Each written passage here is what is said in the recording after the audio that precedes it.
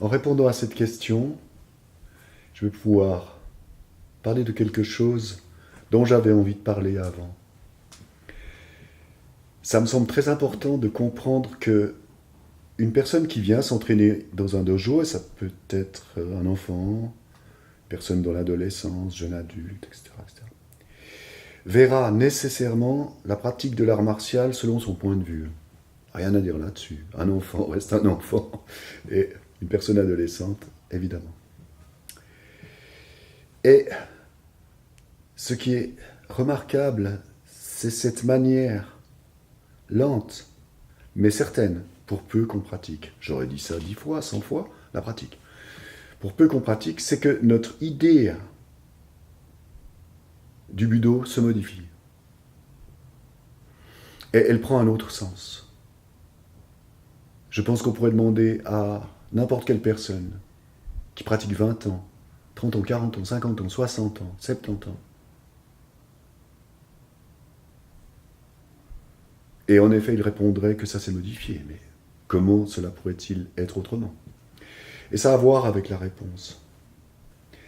Je reste persuadé, premièrement, que la pratique dans un dojo nous aide à mieux vivre dans une société. Par transfert de ce qu'on apprend dans un dojo, dans la société, on va pouvoir se donner les clés des résolutions d'un certain nombre de conflits. Mais maintenant, dire ça à un adolescent dont le but de la pratique, c'est de mettre ippon, pour parler du judo, ou d'être efficace dans une clé en jujitsu, que sais-je, c'est quand même un peu délicat.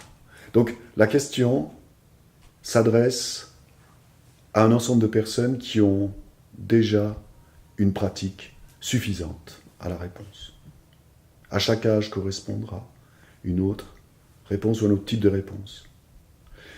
Maintenant, il est certain que la pratique du budo nous donne l'occasion de désamorcer les violences qu'on va vivre tous, et de violences de différentes natures.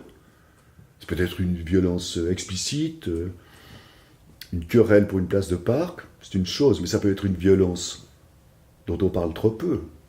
Travailler 10 heures en usine par jour. Au 19e, c'était 14, 15, 16 heures. Et c'était 6 jours sur 7, voire 7 jours sur 7.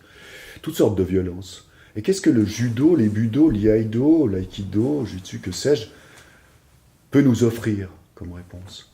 Mais encore une fois, la thèse, c'est ce qui se passe ici, se passe ailleurs. C'est ça qui me semble absolument important. Alors, la personne va ici, dans un dojo, être en contact avec la violence. Personnellement, j'adorais ça. Mais le randori, c'est violent, à partir d'un certain niveau. Et comprendre, progressivement, que c'est pas par la violence qu'on résout le conflit de la violence.